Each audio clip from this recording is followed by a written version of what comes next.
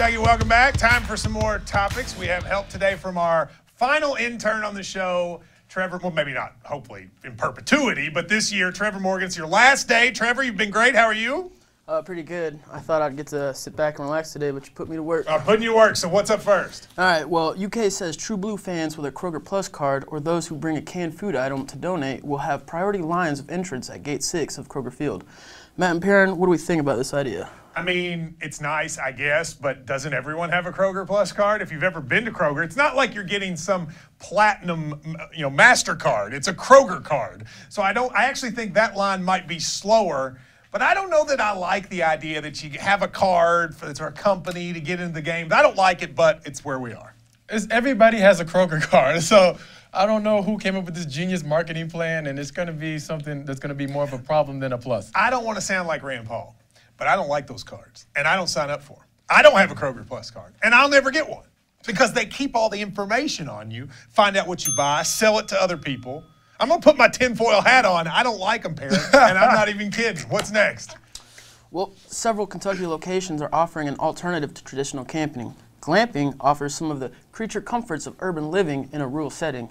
Matt and Perrin, are we in favor of this concept? I mean, I guess because I would do that, but then that's not camping. Like, if you're going to do that, why don't you just stay at a hotel? I mean, if the whole point of camping is that you're dirty and you're sweating and you sleep on the ground and it's a miserable experience that no one wants to be a part of. This just looks like something you would do at a nice hotel, so why would you do it? I'm from LA. I don't camp. So I'm not interested in this by any means at all. Are you not a camper? No, do I look like a camper? Normally that jacket looks like the kind of jacket you would go camping. What do I look like, the Black Paul Bunyan? That's not going to happen. I'm not going camping. You're the Black Paul Bunyan. I'm not going camping. I'm not chopping down no tree. It's not going to happen. How sassy you are about this. The Black Paul Bunyan. All right, who's next?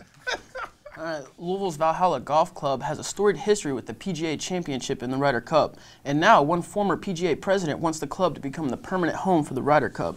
Guys, what's your take on this proposal? I'd love it. I went to that Ryder Cup. I've said this before. Best sporting event I've ever been to was the 08 Ryder Cup at Valhalla. I'd love to see it because I want it to be in Kentucky, but I don't know if it's good for the Ryder Cup to be there every year. But I will say this, every time they've had a tournament at Valhalla, it's been great. Tiger won there, Rory won there, Hale Irwin. They should do it more. I absolutely agree. This brings more things and more notable things to Kentucky. It's a great thing for all of us. Did you go to that Ryder Cup? Yes, I went one day. And it was awesome. Yes. I mean, it really was. The crowds, except for like Kentucky winning the national title, might be the favorite sporting event I've ever been to. I loved it. What's next?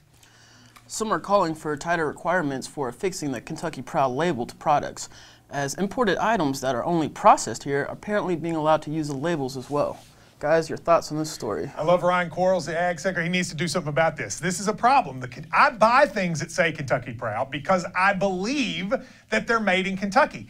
If that's being used to things that are just processed here, then that's not Kentucky Proud. I actually use that to buy things. I didn't realize this was happening. So, yes, this needs to be fixed. Yes, I agree with you 100%. This definitely needs to be fixed. I eat at a lot of local restaurants and not chains, so I support things on that side as well as the Kentucky Proud side. So I want this to make sure this is right. Yes, make this change, Agricultural Commissioner Quarles. I will stop buying Kentucky Proud stuff if I think it's just bottled here. I thought we were actually helping the farmers here. What's next? Amazon is selling toilet paper with some of President Trump's tweets printed on it. Guys, is a single roll of the 2-ply paper worth $12? All right, so I don't like most of what President Trump tweets, but I don't like this sort of let's put things on toilet paper we don't like. Like I went to a friend's parents' house and there was like Hillary toilet paper. Let's have a little more respect than that, or do you like it, Perrin? Toilet paper serves one purpose, and I don't really need to see Donald Trump's tweets on it. So, as far as I'm concerned, I will be okay without seeing that. It just seems like you could have like a little bit more respect. It's on TV enough anyway. I know. You can't get away from him no matter what. What's next? Dunkin Donuts is considering dropping the donuts from its name, seeking to be known first and foremost for its coffee. Matt and Perrin, what do we think about this crazy thing? So it's just going to be called Duncan? That's what it's going to be? Duncan? Duncan, like Tim Duncan. Yeah, I don't like that. Look, it's Dunkin' Donuts. I know coffee has become the thing, and Calipari owns Dunkin' Donuts solely for the coffee, but I still occasionally want a donut. Don't get rid of your heritage. I say calling it just Dunkin' would be a mistake. They have those blueberry donut holes. They're the greatest things ever. When I think of coffee, I don't think of Dunkin' Donuts at all. There is a Dunkin' Donuts 100 feet from my house. Never been one time. I assume they play Will and Grace there. That's how little I've been there. What's next? And last, former NBA great Tim Duncan has taken up kickboxing in his retirement years. What do we think about his move in the ring? It's not bad. I mean, I have to say, I was impressed. Look at him. He's still a little clunky and awkward, but for a dude that's his age, I think he's almost 40, still getting it done. Everybody likes to kickbox. Go for it. Get him Tim Duncan. I'm happy for him. Glad he's still staying fit and doing things. However, he's never going to use it anyway, but it's a great thing for cardio. Most underrated player in NBA history. Yes. Like, he's a top 10 player in history, but people don't think of him like that because he was boring and all that. But he's one of the top 10 of all time. Arguably, and more than likely, the best power forward we'll ever see. Best power forward ever. I agree. I completely agree. Trevor, it's been great having you and all our interns, all 4 of you. And when we have intern shouts out in the future, I hope people will join and be like Trevor.